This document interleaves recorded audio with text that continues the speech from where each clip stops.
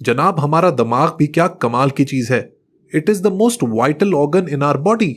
जितना हमारा दिमाग शार्प होता है उतना ही हमारा लाइफस्टाइल बेहतर होता है और हम जिंदगी में क्वालिटी डिसीजंस ले पाते हैं।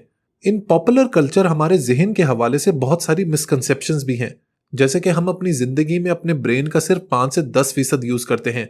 40 साल की उम्र के बाद हमारा जहन डिटीरियरेट होना शुरू हो जाता है। एक दफा जब ब्रेन सेल्स मर जाएं तो वो परमानेंटली डिस्ट्रॉय हो जाते हैं। और सबसे बड़ी बात यह कि हम जिस दिमाग, जिस इंटेलिजेंस के साथ पैदा होते हैं, हम उसको मजीद डेवलप और नर्चर नहीं कर सकते। ये सब मिसकंसेप्शंस हैं जिसके बारे में हमें बताया डॉक्टर संजय गुप्ता ने अपनी जबरदस्त किताब कीप शार्प में। इस बुक के थ्रू आप अपने ब्रेन को यंग, हेल्दी और शार्प रख सकते हैं किसी भी एज में। हम लोग यूजुअली अपनी फिजिकल फिटनेस पर तो काम करते हैं लेकिन अपने ब्रेन को इग्नोर कर देते हैं, हालांकि ये हमारी बॉडी का सबसे इंपॉर्टेंट ऑर्गन है। ये किताब साइंटिफिक रिसर्च से भरी पड़ी है जिसमें डॉक्टर संजय गुप्ता ने बहुत से मिथ्स को परमानेंटली डिस्ट्रॉय कर दिया है। उन्होंने स्टेप बाय स्टेप तरीके बताए हैं जिनको फॉलो करके we can make our brain sharper.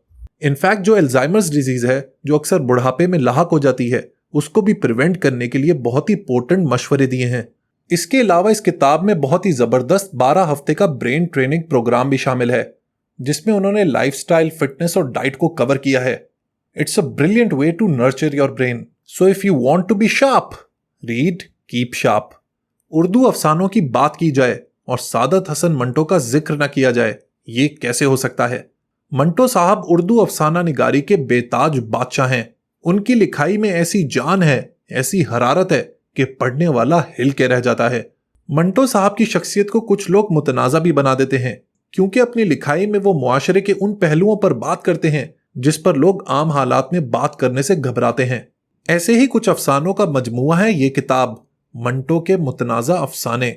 वही अफसाने जिनकी बुनियाद पर मंटो साहब पर इल्जाम तराशी की गई, तनकीद की गई, वो आज उर्दू अदब की बेहतरीन तहरीरों में शामिल होते हैं। इस किताब में कुल 67 अफसाने हैं जिनमें से हर एक से बढ़कर एक है। मेरे पर्सनल फेवरेट्स की बात करें तो वो हैं खोल दो, बू, काली शलवार, ठंडा गोश्त, लाइसेंस और धुआं। सिर्फ 44 बरस की उम्र में मंटो साहब का इंतकाल हो गया। इतनी कम उम्र में उन्होंने अपनी लिखाई के जरिए उर्दू अफसाने को जो असलूब, वुसत, गहराई, तीखापन, हकीकत पसंदी और जुर्रत का रंग दिया, वो शायद उनसे पहले और उनके बाद कोई अदीब ना कर सका। दोस्तों, कराची पाकिस्तान की शहरग है, यानी कि जगलर वेन। ये हमारा फाइनेंशियल कैपिटल है जिसमें करोड़ों लोग रोजाना अपनी जिंदगी बसर कर रहे हैं। इंटरेस्टिंगली, कराची वाले इससे मोहब्बत तो बहुत करते हैं लेकिन देखने में ये आया है कि अक्सर औकात इसकी तारीख से नाआशना रहते हैं। इसी बात को मद्देनजर रखते हुए मैंने आप लोगों के लिए एक बेहतरीन किताब सेलेक्ट की है जो कराची के माजी, हाल और मुस्तकबिल को डिटेल में कवर करती है। और इस किताब का नाम है Karachi, order, disorder and struggle for the city, और इसको लिखा है लॉरेंट गेयर ने। यह किताब बेसिकली लॉरेंट गेयर की पीएचडी रिसर्च है जो उन्होंने कई साल कराची में रहकर कंडक्ट की। इसीलिए खास बात इसकी यह है कि जिस तरह से उन्होंने इस किताब को तरतीब दिया है, जिस डिटेल में काम किया है, ऐसा महसूस ही नहीं होता कि कोई फॉरेन ऑथर है इस बुक के पीछे। इनफैक्ट इतने जबरदस्त तरीके से उन्होंने कराची के नुआंसेस को समझा है जो शायद कराची वाले भी ना समझते हों। इस किताब का बेहतरीन पार्ट वो सेक्शन है जिसमें उन्होंने कराची की तारीख के बारे में बताया है। जहां आज मॉडर्न कराची वाक़ है, वहां पुराने वक्तों में एक मछेरों की बस्ती हुआ करती थी जिसका नाम था दिरबो। दरब एक अरबी का लफ्ज है जिसका मतलब है दरवाजा। यही वजह है कि अरब नेविगेटर्स कराची को गेटवे ऑफ हिंद कहा करते थे। एक और जबरदस्त बात कराची के बारे में जो मुझे इस किताब से पता लगी वो ये कि वर्ल्ड वॉर 2 में जो अमेरिकन सोल्जर्स यहां पर पोस्टेड होते थे उनको एक किताबचा दिया जाता था जिसका नाम था गाइड टू कराची। उसमें लिखा हुआ था कि कराची इतना साफ है कि it seems like Paris of the east. American इसको क्लीनेस्ट सिटी इन इंडिया कहा करते थे।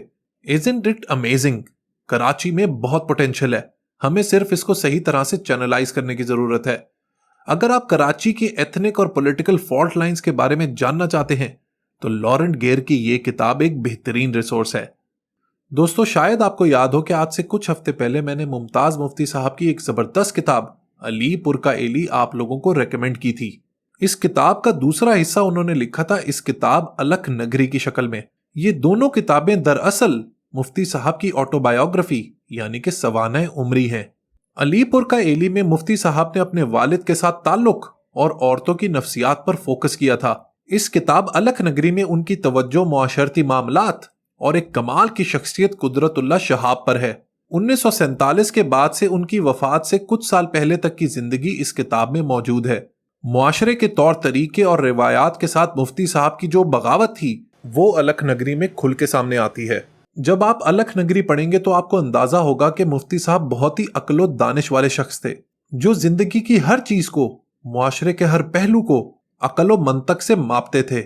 यही वजह है कि हमारे मुआशरती रवैयों के बारे में उनका नजरिया बड़ा मुख्तलिफ और आउटरेजियस था।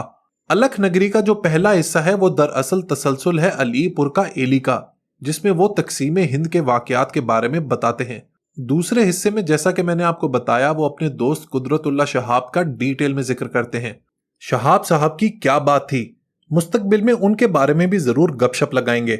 देखें दोस्तों, ये जो उर्दू अदब के स्टॉलवर्ड्स हैं ना, अशफाक अहमद, बानो कुदसिया, मुमताज मुफ्ती, कुदरतुल्लाह शहाब, इनको ना पढ़ना हमारे लिए बहुत बड़ी बदकिस्मती होगी। ये हमारे लिए वो खजाना छोड़ गए हैं जिससे मुस्तफीद होके हम अपनी जिंदगी को बेहतर कर सकते हैं।